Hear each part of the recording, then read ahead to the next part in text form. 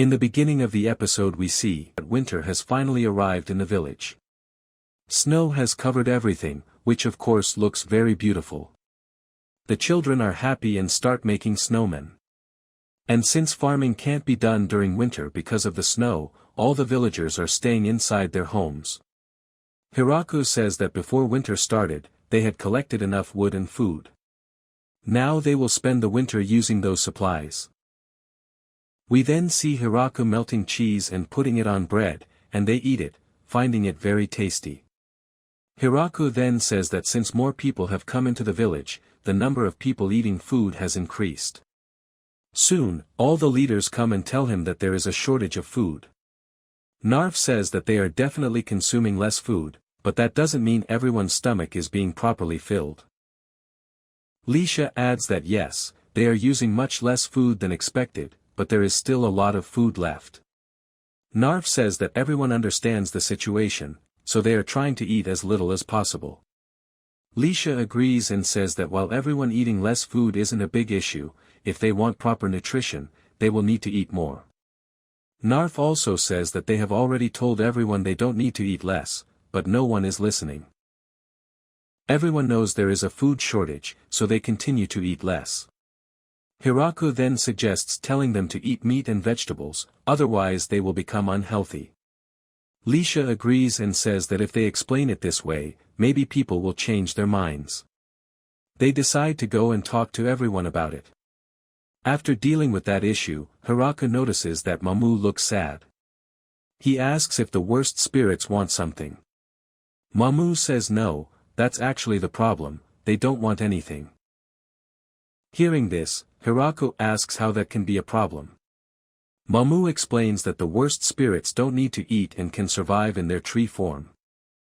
Sometimes I help them dig the snow, but apart from that, they don't really need me.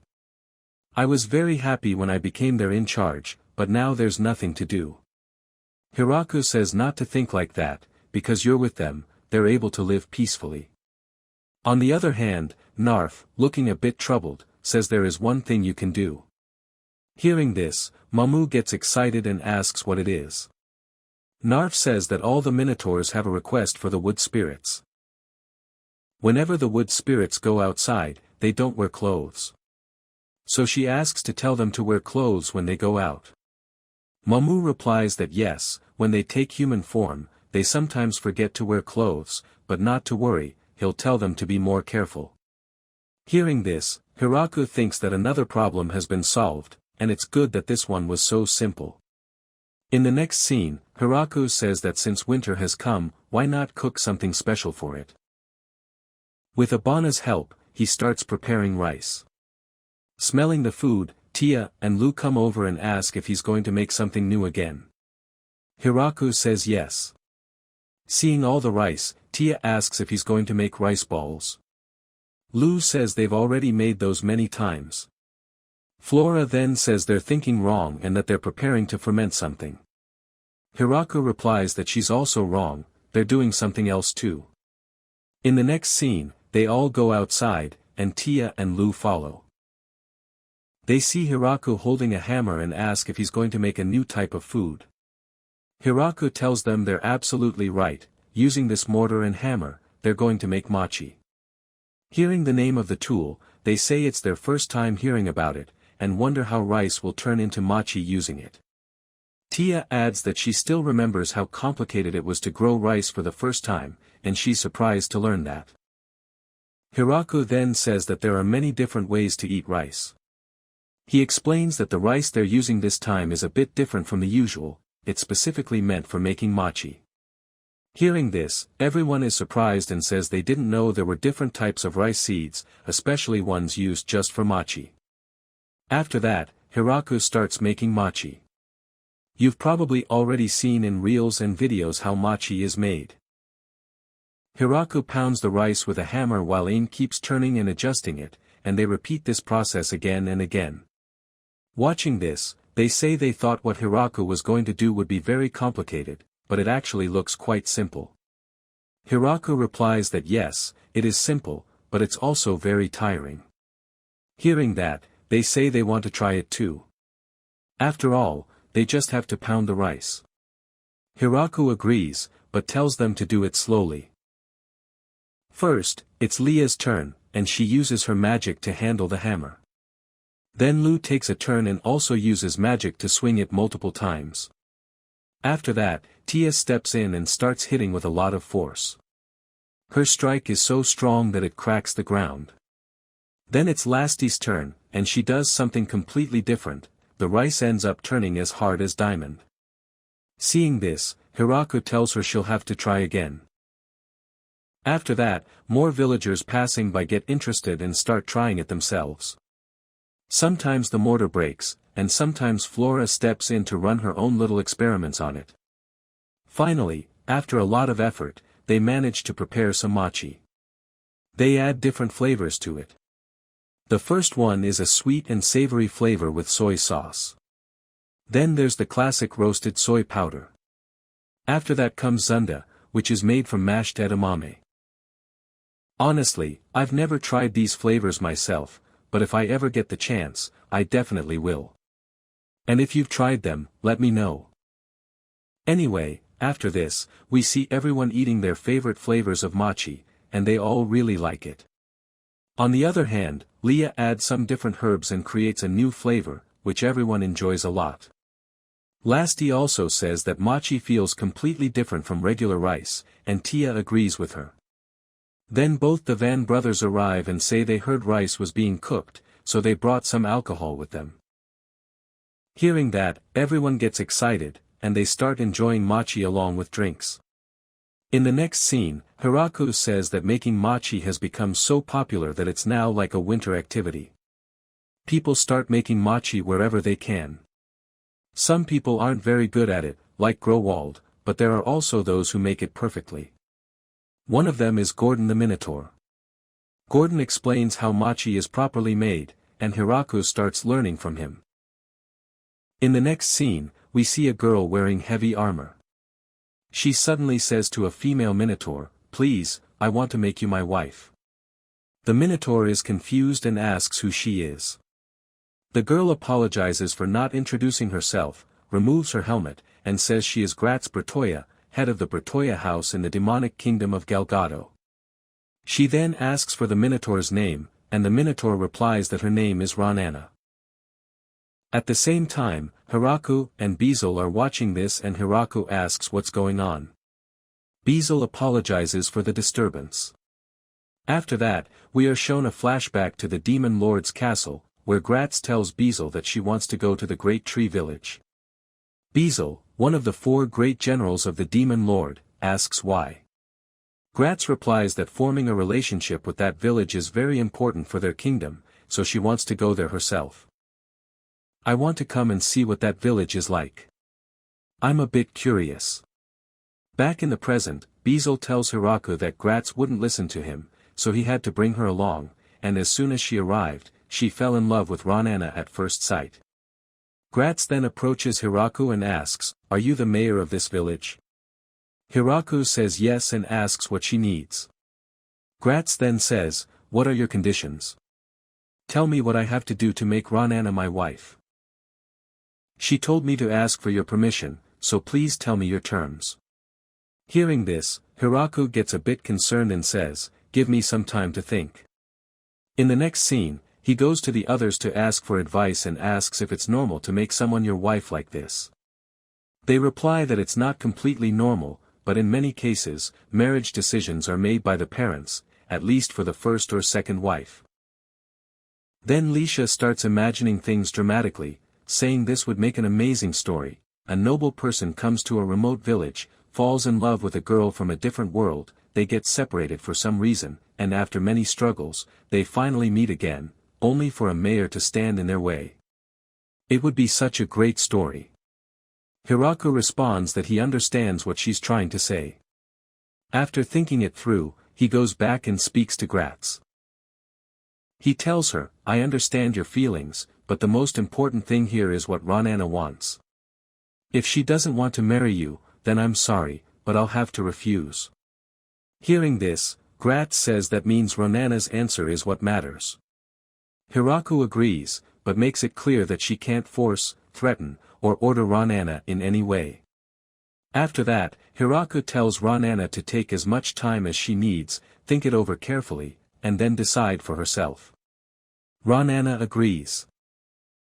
Hiraku then tells Gratz that if she respects this, he won't have any problem with it. And then you can get married easily. Hearing this, Gratz calls out Ranana's name. She gets shy and asks what happened, and seeing her reaction, Gratz also becomes a bit shy. She then asks Ranana, "What do you want me to do for you?" Watching all this, Hiraku thinks that perfect couples really do meet unexpectedly, and he personally hopes the best for both of them. In the next scene, we return to the Demon Lord's castle. Gratz tells the other generals that she and Ranana have started exchanging letters. But no matter how hard she tries, she can't get Ranana out of her mind. She worries that while she's here, someone else might come and take Ranana away. She says she can't let that happen, she wants Ranana to be with her, and staying here won't make that possible. So she decides to resign from her position. Hearing this, Bezel is shocked and asks if she's lost her mind, reminding her that she's a commander of their kingdom. Another general says she can't quit her job for a reason like that. Gratz replies that her brother will take her place. The other general calls this irresponsible, but Gratz says it doesn't matter to her, she wants to live for love, and this is her choice. Hearing that, another general says that if people are going to leave their jobs for reasons like this, then he might as well quit too. Gratz simply replies that it's his choice. In the next scene, we return to the village, where they've also prepared some pickles. Hiraku then says he wishes they had something that could make their food sound like a song. Everyone gets confused and asks since when food started singing. Hiraku clarifies that's not what he means. He's talking about something dark and thin like seaweed, something from the sea like kelp, that you can wrap around rice. He wonders if anything like that exists in this world, but no one seems to know. This thing is a monster. Hiraku says he's heard that it's found in water. Hearing this, Flora suggests that if it comes from water, they should ask Michael about it. In the next scene, after a few days, Michael finally arrives. Hiraku apologizes for calling him out in such cold weather, but Michael says it's fine. He tells Hiraku that if it's for doing business with him, he'd come through fire, water, air, anything, even at the risk of his life. He then explains that they don't usually eat the seaweed Hiraku asked for, but he still brought some, though he's not sure if it's exactly what Hiraku wanted. Hiraku replies that, to be honest, he doesn't know much about it either, but he'll give it a try. He places it on a board and starts cutting it into small pieces. Then he puts it in water, separates it, and spreads it evenly across a wooden frame. Seeing this, the girls say it looks like moss. Hiraku agrees and says that might be why it's called seaweed, since, just like weeds grow in the forest, this grows in the sea. In the next scene, Hiraku explains that once it's spread thin like this, it needs to be removed from the frame and dried, which will require some help. Tia and Lu then use their magic to dry it, and the seaweed gets properly processed. Seeing this, Michael is surprised that it's the same thing he brought, since it's now become so thin. He even asks if it's paper. The others, still curious, ask if it's actually edible. Hiraku says they need to heat it a bit so it becomes crisp. He starts roasting it and explains that doing this also makes it easier to digest. As he heats it, the seaweed, now called nori, changes color slightly. It's no longer raw and is now ready to be eaten. After smelling it, everyone says they've never experienced a smell like this before. Hiraku then places rice in the middle of the nori and finally makes onigiri. He takes a bite and really likes it. It reminds him of Japan. After that, everyone else tries it too, and they all enjoy it a lot. In the same way, they start making other new dishes. For example, they fry mochi and wrap it with seaweed, which makes it taste even better. Then Mikhail gets an idea. He tells Hiraku that if he wants, he can have his people grow and harvest seaweed for them. In return, he wants to trade for some ingredients used to make mochi. Hiraku replies that it's not something they can do right now, since they also need to grow more mochi rice. But if they have enough ingredients in the future, he'll definitely consider trading and will discuss it with everyone. Mikhail agrees, but his merchant instincts kick in. He starts thinking that the ingredients used for mochi can be stored for a long time and can be used to make many tasty foods. If he gets those ingredients, he could earn a lot of money by selling them. Then he adds that he's heard they also make alcohol from rice and asks if he can take some. Hearing this, all the girls immediately refuse and tell him to stay away from the alcohol. Seeing their reaction, Mikhail gets a bit scared and backs off. In the next scene, we see Hiraku fanning some rice. He says that now that they have rice and seaweed, his instincts are telling him to make sushi, so that's what he's doing. Watching him, Ain asks why he's fanning the rice. Hiraku admits he's not entirely sure himself, but he saw it being done before. He then says that to make sushi, it needs to be prepared fresh first. You take cooked rice and mix vinegar into it. Then you add salt and sugar. After that, whatever ingredients you have, you wrap them inside. Hiraku says that when people think of sushi, they usually think of nigiri. But in this world, most people are familiar with fish, so they're going to make thick sushi rolls instead, and without using any raw ingredients. We see that the mountain elves have even prepared sushi mats. With those, you just place the ingredients inside and roll them up. However, some of the maids are having trouble using them. Hiraku then explains that once the rolls are ready, you have to cut them with a knife. He mentions that cutting them into perfect round shapes can be a bit difficult. At the same time, one of the mountain elves makes square-shaped sushi, which really impresses Hiraku. He then says it's time to mix things up a bit. Since they have mayonnaise, they decide to make salad rolls. They don't have imitation crab meat, so they use real crab instead, hoping it will taste even better. After saying that, Hiraku casually picks up a maid's sushi and eats it.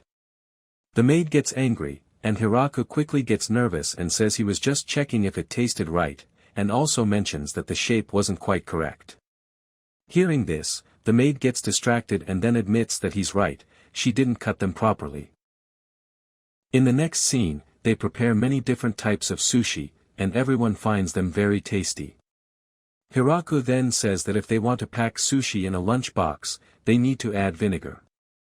Flora asks why, and Hiraku explains that vinegar helps prevent bacteria. She's surprised to hear that, and after trying the sushi herself, she also really likes it.